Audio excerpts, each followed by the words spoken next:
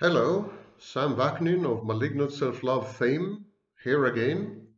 Be sure to watch my previous video about mutations in the virus and the vanity and hubris of the medical profession. Today we will discuss dynamics between the narcissist and his partner. The narcissist has three essential demands from his partner and companion. I call them the three S's: sex, supply, narcissistic supply, and services. If she provides any two of these three, he is pacified and he ignores her. She is like a captive, like a hostage, and he is indifferent to her emotions, needs, and wishes. He takes her silent, acquiescing presence in his life for granted. She is to him an inert, lifeless, and objectified, or even mummified fixture. I call this process snapshotting. He takes a snapshot of her and he relates to the snapshot.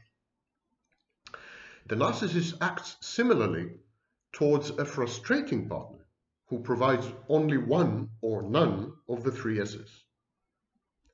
In both cases, if his needs are satisfied or if his needs are not met, he withdraws, he disinvests, he absents himself, he cuts off all meaningful communication. It's a no-win situation, a lose-lose situation. Whatever you do, you're doomed, and no good deed goes unpunished by the narcissist's absence. And so, in both cases, the narcissist reacts with extreme abuse and rejection to any attempt to invade or control his personal space or his personal time. To attract his attention and gain access to him, the partner needs to escalate. She needs to dramatize. She needs to render herself unpredictable. She needs to exaggerate her behaviors. She needs to become not herself. Very often you hear partners of narcissists or spouses and so on saying, I'm shocked, I'm surprised, it's not me. I don't know, I've never done this before, or I don't know why I've done this. It's not like me. Many partners react to this apathetic negation of their being by self-trashing. For example, by drinking to oblivion and having unprotected sex with a low-life stranger, by falling into bad company, self-harming with drugs or otherwise, or by engaging in other reckless and self-destructive behaviors. Narcissist pushes them to do these things with his utter apathy. The aim of all these maneuvers, self-trashing, dramatizing, escalating, exaggerating, the aim of all these maneuvers, the aim of becoming a drama queen, the aim of acquiring actually borderline traits, mood lability, and dysregulated emotions. The partner is doing all these things because she wants to communicate distress. She's telling the narcissist, by ignoring and rejecting me, you're hurting me so much that I want to destroy myself. I hope the pain that I am causing you now will be sufficiently potent, sufficiently strong to pierce the veil, to make you care about me, to penetrate your formidable firewall and stupor. Usually, only the threat of abandonment or actual loss can convey this harrowing and heartbreaking message. Overt, ostentatious, purposeful, and weaponized cheating is the sole way open to the partner to get through to the neglectful and oblivious other. And ironically, this escalated cry for help is rarely restorative. It rarely restores the relationship, of course. If the other party cheats ostentatiously and conspicuously, it's not very conducive to the continuation of the relationship on good terms or any terms. Such behavior often is irrevocably terminal and destructive. It dooms the relationship. But what to do? There's nothing else to do.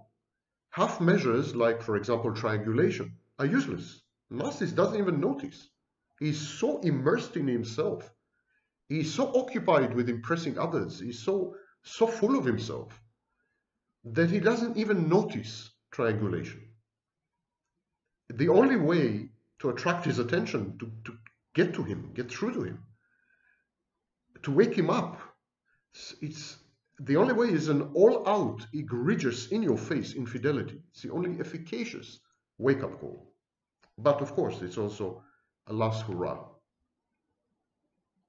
And this leads to, because there's a rise in narcissism and a marked avalanche of narcissistic partners, this leads to certain societal or society-wide developments. Scholars like Cleckley and Karpman have noted even 80 years ago that misandry and misogyny, men-hating and woman-hating, misandry and misogyny, coupled with a profound and abiding fear of intimacy, result in psychopathic, antisocial behaviors in adulthood. Such people form intimate relationships that are anything but intimate. So, I repeat, there's growing misandry, hatred of men. There's growing misogyny, hatred of women. And people are infected. It's exactly like the COVID-19 virus. By now, I would say that majority of population is actually infected. And so it's very difficult for people who hate the other sex to form intimate relationships with the other sex. What they do create, what they do engender, is relationships that are intimate only by name. These relationships are impersonal. They're disempathic. They're transient.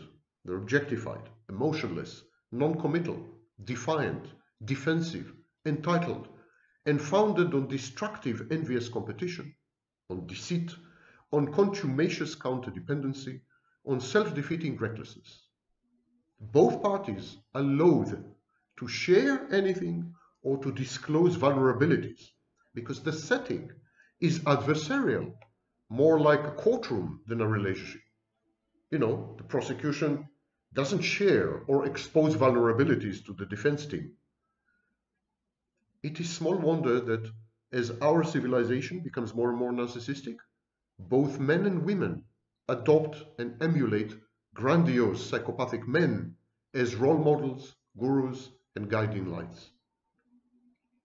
But in a feat of reverse mental engineering, this paradigm change also entails a surge in intergender conflict and hatred. What am I saying? Misogyny today and misandry are off the charts. I have never, and I'm not as young as I look, I have never seen hatred of men and hatred of women so prevalent. The genders get together nowadays either to have casual meaningless sex or to tear each other down triumphantly and abusively via rejection, withholding, hurtful extreme misconduct, betrayals, you name it. It's a jungle out there in more than one sense. It's you can't expect to find an intimate partner. Your relationships deteriorate and degenerate into business partnerships or roommating. Any attempt to establish a relationship that is more profound and more deep usually ends up in tremendous heartbreak. Indeed, the number of breakups in the past 40 years has grown 5 times. Relationships are not surviving. Divorces have stabilized, plateaued at an all-time high. Cheating has gone up 3 times among women. The situation is so bad that many people are choosing simply to stay alone, to remain single, in the fullest sense of the word. Single in the sense that they live alone, at home, and almost never see a member of the opposite sex, except maybe once or twice a year for an occasional romp in the hay. Is this going to change? I don't think so. I think external pressures like the pandemic and the economic upheaval that's going to follow are going to actually radicalize and antagonize the genders. Because today, women compete with men on scarce resources. This was not the case when the Spanish flu hit humanity. This was not the case in the 1950s after the Second World War. But today, the growth in the Western world, at least, ceased, and it's been stagnant for well over 30 years. And yet the number of people competing for the same resources has doubled, because women have entered the workforce, have entered professions, monopolized some of these professions, and women are playing traditionally male roles. Women have also adopted male behaviors and male traits, and are becoming indistinguishable psychodynamically from men. So it's like the number of men has doubled. Only one kind, their genitalia are different, but the number of men has doubled. It's exactly the same effect, like mass immigration. Imagine that your country is opening up and the population doubles. There will be fierce competition for jobs and resources, including emotional resources. Because you see, genders provide each other with an emotional setup that is exclusive. In other words, what a woman can give to a man, another man cannot give to a man. I'm talking about heterosexual men. And when a woman emulates a man, she no longer can provide these highly idiosyncratic emotions that a woman in a more traditional gender role can provide. Same goes for a man, by the way. Men are becoming more and more traditionally feminine. So as the whole world becomes unigender, there is enormous emotional deprivation, and it's only growing. And we know from psychology that the reaction to such a traumatic tectonic shift, the reaction to constant emotional withholding and deprivation, is by developing and displaying narcissistic and psychopathic defenses. We are becoming more and more narcissistic and more psychopathic because everyone else is becoming more and more narcissistic and psychopathic, and we have no one else to turn to. A few days ago, a study was published. People were asked, is there a single person in your life with whom you will not hesitate to share your deepest secrets? The answer in the 1980s was, yes, I do have such people. 5 of them, actually. A few days ago, the study was repeated. The number dropped from 5 to 0. People in this pretty large study didn't have a single person to confide in, a single person to share with, a single person to trust.